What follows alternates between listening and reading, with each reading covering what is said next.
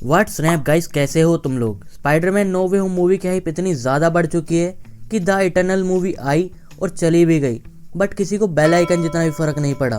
The eternal movie अपने साथ कई सारे क्वेश्चन छोड़ जाती है, जैसे कि थैनोस का भाई इरोस, जिसे हम स्टार फॉक्स के नाम से भी जानते हैं, वो जिंदा कैसे है। क्या टाइटन के इटर्नल जिम्मेदार थे टाइटन की डिस्ट्रक्शन के लिए। क्या थैनोस पहले से जानता था सेलेस्टियल्स के बारे में। क्या इसीलिए थैनोस यूनिवर्स की पॉपुलेशन को आधा करना चाहता था। क्या थैनोस का शुरू से प्लान यही था कि सेलेस्टियल आगे किसी और प्लेनेट को डिस्ट्रॉय ना कर पाए। बट अगर मैं सही मामले में बताऊं ना, थैनोस चूतिया था। ओके, ये बात तो हम सभी को पता है कि थैनोस ने चुटकी को बजाया और यूनिवर्स की पॉपुलेशन आधी हो गई। फिर उसके बाद हल्क ने चुटकी को बजाया और देन उसके बाद एट लास्ट हमारे प्लेबॉय टोनी ने चुटकी को बजाया। लेकिन बट अगर क्या हो मैं तुमसे कहूं कि इन तीनों ने कभी चुटकी को बजाया ही नहीं, तो तुम्हारा रिएक्शन कैसा होगा। क्योंकि अगर ये तीनों छपरी चुटकी को बजाते या फिर बजाने के बारे में सोचते भी ना, तो छोटा भीम इन्हें बजा देता। ओके, जोक्स अपार्ट गाइस, मजाक बहुत हो गया। हम एवेंजर इन्फिनिटी वॉर मूवी से ही जानते थे कि थैनोस का रियल मोटिव ये है कि वो वर्ल्ड की पॉपुलेशन को आधा करना चाहता है। बट क्या उसने ये डिसीजन सिर्फ हवा में ही ले लिया या फिर उसके पीछे उसने थोड़ी रिसर्च और कैलकुलेशन भी करी होगी। और इस बात को जानने के लिए हमें 2018 में आई एवेंजर इन्फिनिटी वॉर मूवी में जाना होगा, जहां जब थैनोस टोनी का नाम लेता है और टोनी बोलता है कि तुम मुझे जानते हो, उसके रिप्लाई में थैनोस बोलता है ज्ञान का श्राप सिर्फ तुम्हें नहीं है स्टार्क। वैसे तो थैनोस टोनी को 2012 में आई द एवेंजर मूवी के कांड की वजह से जानता होगा कि कौन था वो मादरजात जिसने मैट टाइटन थैनोस के प्लान में दखल देने की हिम्मत करी। बट जो ये लाइन है ना जिसमें थैनोस बोल रहा है कि ज्ञान का श्राप सिर्फ तुम्हें नहीं है, इस लाइन से तुम समझ सकते हो कि थैनोस कोई अनपढ़ या गवार डेविएंट टाइटन नहीं है, बल्कि उसके पास भी यूनिवर्स के काफी सारे प्लेनेट की स्पीसीज का ज्ञान है, क्योंकि थैनोस ने उनके घर भी तो उजाड़े हैं। अब यहाँ पर सवाल ये आता है, क्या थैनोस सही था या फिर जो सेलेस्टियल कर रहे हैं वो सही हैं, या फिर ये दोनों ही सही हैं। और सही मामले में बताऊं ना, ये दोनों ही गलत हैं, क्योंकि इन चूतियों को कोई हक नहीं किसी और की जिंदगी छीनने का, और वो भी उन लाइफ फॉर्म को जो कि इंटेलिजेंट स्पीसीज में से हों, जैसे कि ह्यूमंस। क्योंकि लाइफ फॉर्म प्लेनेट की सोर्स ऑफ एनर्जी तो गैलेक्टस भी कंज्यूम करता है, बट उसने अपने पास नौकर चाकर रख रखे हैं जो कि ऐसी स्पीसीज के प्लैनेट्स को ढूंढते हैं जो कि इंटेलिजेंट ना हो या फिर जो कि यूनिवर्स पे सिर्फ एक बोझ हो, जैसे कि डेविएंट्स।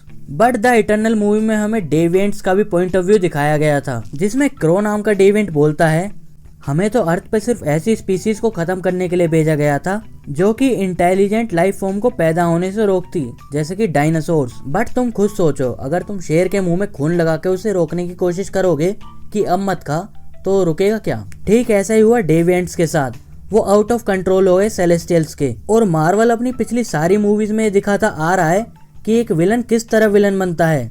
वो शुरू से विलन नहीं होता, उसके विलन बनने का रियल मोटिव क्या होता है पीछे। और यही बात तो मार्वल की मूवीज को बेटर बनाती है डीसी मूवीज। चलता है मुझसे।